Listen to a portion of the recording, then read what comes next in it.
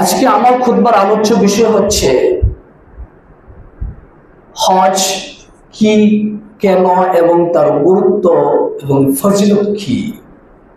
মহান আল্লাহ সুবহানাহু ওয়া তাআলা যদি আমি অদমকে তৌফিক এনায়েত করেন তাহলে বিষয়টি কোরআন ও সহিহ সুন্নাহর আলোকে উপস্থাপন করার জন্য চেষ্টা করব ইনশাআল্লাহুল আজিজ।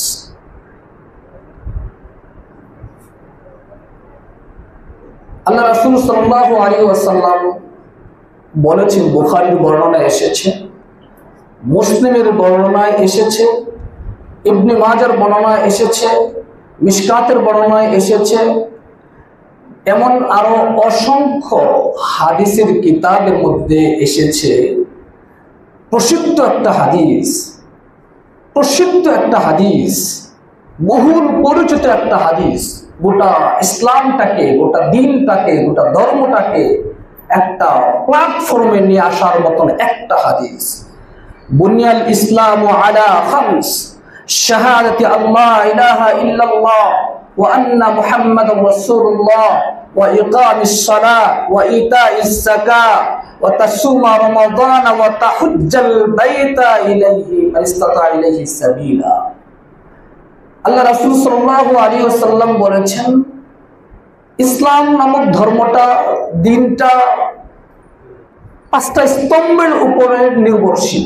এই পাঁচটা স্তম্ভের মধ্য থেকে যদি একটা স্তম্ভ যদি না থাকে তাহলে পরিপূর্ণতা আসবে না ইসলামের মধ্যে, দ্বীনের মধ্যে, ধর্মের মধ্যে।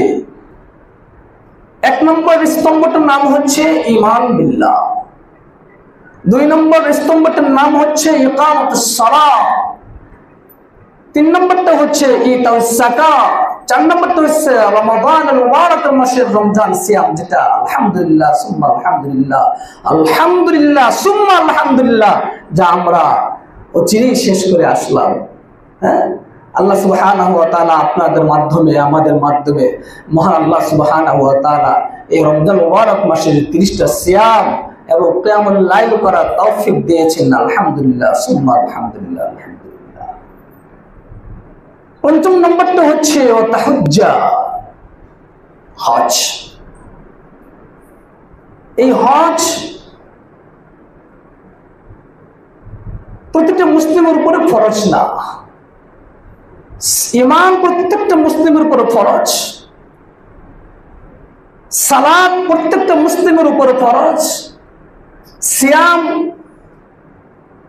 সেটা সুস্থ মানুষ যারা আছে, মুসাফির ছাড়া সুস্থ মানুষ যারা আছে, অসুস্থ এবং মুসাফির ছাড়া প্রত্যেকটা বালেগ মুসলিম মহিলা এবং পুরুষের উপরে ফরজ। যাকাত আর হজ অর্থের সাথে রিলেটেড। যার অর্থ আছে সে যাকাত দেবে, আবার যার অর্থ আছে সে আবার হজও করবে। এই জায়গাটার মধ্যে মুসলমান আলাদা হয়ে গেছে। অর্থ আছে যার, এই দুইটা ইবাদত বন্দেগী করবে। হজ অত্যন্ত গুরুত্বপূর্ণ একটা ইবাদত, হজ অত্যন্ত ফজিলতপূর্ণ একটা ইবাদত, একটা বন্দেগীর নাম হচ্ছে হজ। হজ শব্দের শাব্দিক অর্থ হচ্ছে আল ইরাদাতু, আল কাসদু, আল নিয়াতু। আল ইরাদাতু ইচ্ছা করা, আল কাসদু ইচ্ছা করা, সংকল্প করা, নিয়ত করা, সংকল্প করা, গমন করা, এগুলো হজের অর্থ, শাব্দিক অর্থ। পরিভাষায় হজের অর্থ হচ্ছে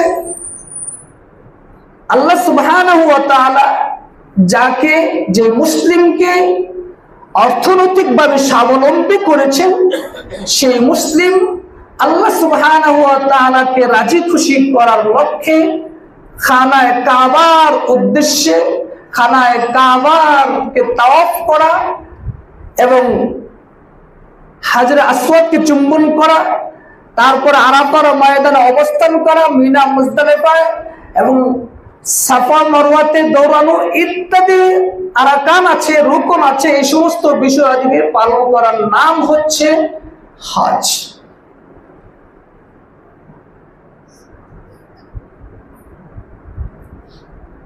তা আল্লাহ সুবহানাহু ওয়া তাআলা এই হজ কেন দিলেন?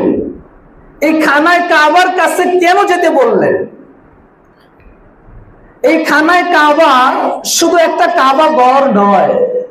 আগে বুঝতে হবে খানায় কাবার বৈশিষ্ট্যটা কি, খানায় কাবা কেন এসেছে, খানায় কাবাকে কেন স্থাপন করা হয়েছে, কে স্থাপন করলো। আমরা জানি প্রকৃত অর্থে হযরত আদম আলাইহিস সালাম থেকে স্টার্ট হয়েছে, কিন্তু হযরতে সাইয়্যিদিনা ইব্রাহিম আলাইহিস সালাম এই হজের ঘরটাকে অর্থাৎ খানায় কাবাটাকে তিনি নির্মাণ করেছিলেন। আল্লাহ সুবহানাহু ওয়া তাআলা তাকে নির্দেশ দিয়েছিলেন যে তুমি খানায় কাবাটাকে তুমি সংস্কার নির্মাণ করো, তার সাথে সহযোগী হিসেবে তোমার ছেলেকে নাও। এই যে খানায় কাবা একটা মসজিদ, আল্লাহ সুবহানাহু ওয়া তাআলার ঘর, এই ঘর নির্মাণ করার ব্যাপারে ফজিলত অত্যন্ত অত্যন্ত অত্যন্ত ফজিলত, অত্যন্ত গুরুত্ব।